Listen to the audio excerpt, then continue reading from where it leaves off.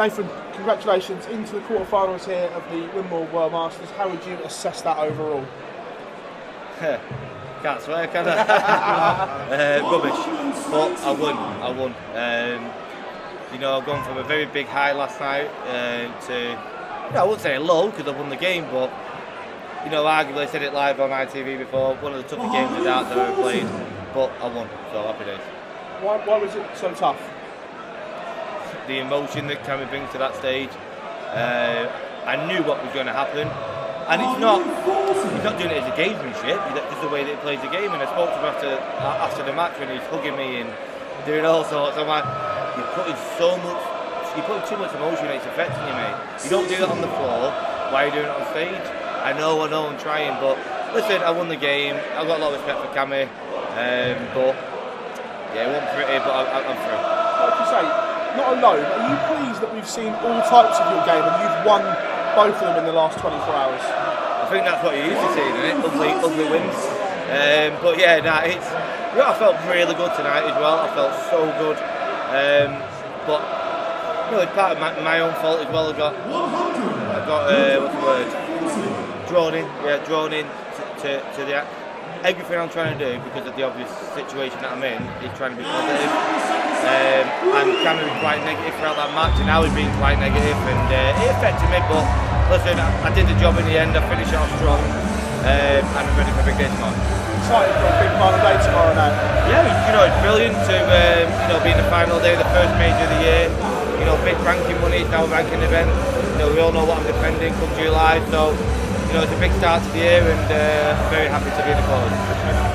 Nathan, a really positive start to the year. Obviously, quarterfinals of the World Championship on the first day of January, and now quarterfinals of the World Masters. Do you think it really sets the stall out for the year?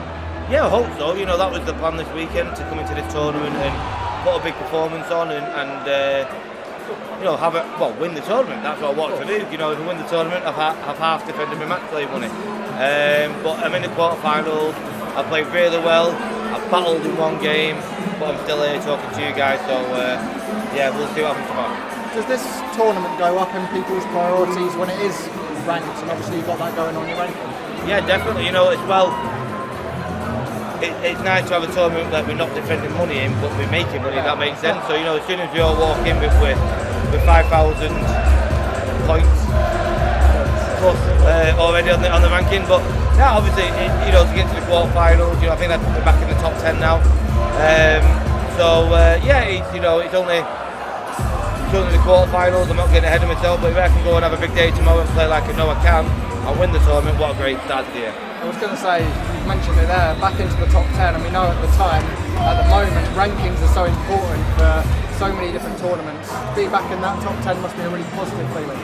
Yeah, I think it's nice just to have a positive, there's been a lot of negative last year in my career and my darts, and to now walk away this weekend, irrelevant of what goes on tomorrow, to go, I've walked away this weekend and I've moved up and back into the top 10, that's a massive positive. Top 10 is the elite, and if it all goes a bit pear-shaped tomorrow, which I don't think it will do, but if it does, then at least we can walk away and go back in the top 10, and we'll take them positives into the Premier League on Thursday. Thank you, Nathan, we saw a long embrace between you and Cammy at the end there. What did Cammy have to say to you? A lot of embrace with Cammy to me. He won't let me go. I've got to do media, mate. But he's a cracking lad. I've known Cammy before the PDC, before I was on the PDC, before he was on the PDC. I was just basically trying to help him. I was just saying, mate, I said, he's unreal. He beats me on the floor all the time. But he brings too much emotion to the stage, and he knows that. He said, I'm working on that. So I'm not speaking out of turn here. He knows that. He said that after the game. But yeah, he is. If he could keep his emotions in check, he's a top 32 player all day long. We all know his talent, but yeah, that's all that was. As for yourself, tomorrow's a new day, and you're in there with a real fighting chance now. Yeah, of course. There's only 8 of us left. Out of, I'd like to say 32 that started, but about 190 odd, I think, whatever it was. But yeah, listen, who's Michael playing? Dimitri played very well last night. So Michael's got to get. I am playing that winner out. Yeah. So it's going to be a great game. Dimitri played well last night, but yeah, listen, luckily I was on early, so we can go back now, have some food, have a good night's sleep. I ain't doing a 5k in the morning because my legs are killing. Get up nice and early and ready for a big day. Yeah, mate. Nathan, we've seen players in the past with injury issues drop down the rankings. Do you ever just take a step back and realise, actually, I'm top 10 in the world despite all the issues that I've gone through, and I'm proud of that? Yeah, I'm proud of it, yeah.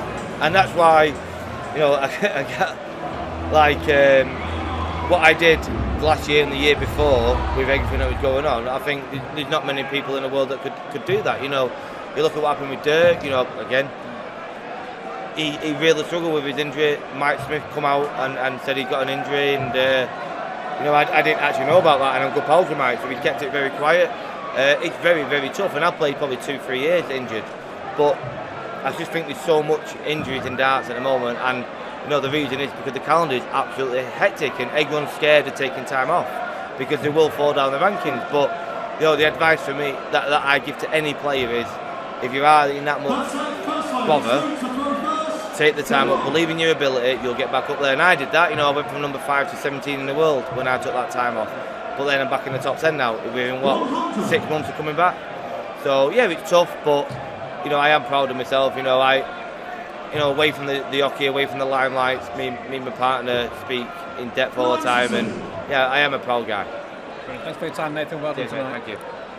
Just back onto Cammy, do you think you personally could be someone that could really help him? Yeah, massively.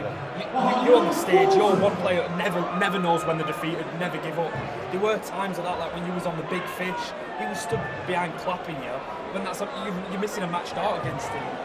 100%, and I'm not even just saying it. During that match, I was thinking that let me get an hold of this guy, and I can sort him out, because yeah, I've been through a lot of issues, but I do believe I'm very mentally strong. Maybe one day when Big Barry makes the World Championship £1 million to the winner and I win the world, maybe I might take a step back and manage and I'll look after Cammy. But nah, at the moment he's my opponent, you know, he's my enemy. So when I play him, I've got to beat him. But you know, off the hockey, I will try and help him as much as I can. But yeah, there's no disputing his talent. He's just got to try and sort in between his ears out. Thank you.